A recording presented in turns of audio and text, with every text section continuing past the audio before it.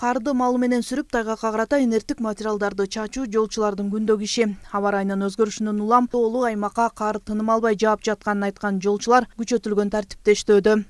2023-жылдан бери бул Каракол лыжный база автоунаа жолу деп 11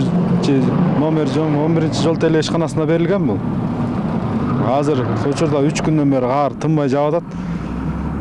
Убагында тазалап кумдарды себип атабыз. 5 жумушчубуз бар биякта азыр. 2 автогрейдер, 1 самосвал хооз иштеп атат. Номер 11 жол тейлөө мекемесинин карамагындагы 500 чакырым жол каттамынан сырткары Каракол тоо лыжасына баруучу 7 чакырым жолго тейлөө жүргүзүшөт. Азыркы тапта бул жакта 2 техника жана бир катар жумушчулар күндүр түндүр иш үстүндө. Көбүнчө Каракол лыжа унаа жолу ушул. Анан Каракол эңичек унаа жолу. Ошо көбүнчө ошолорду карайбыз. Анан аркы майда барат айылдар бар, аларды Каракол раздольный унаа жолдор бар, аларды да карайбыз.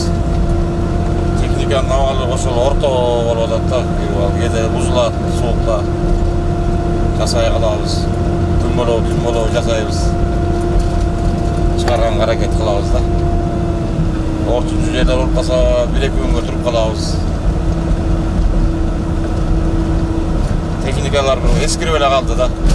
Лыжа базасына болжол менен күнүгө 150ге жакын, ал эми дем алыш күндөрү 500дөн ашуун унаа каттап жатканы маалым. Жолдогу тыгындарды алдын алуу кооптуу делген жол тилкелерин маал менен сүрүп, тайгакта алдын алуу аракеттери көрүлүүдө. Адистер аралыкты сактап, унаалардын дөңгөлөктөрүн кышкыга алмаштырууну эскертишет. Жанара Сагындыкова, Асылбек Касянов, Каракол шаары.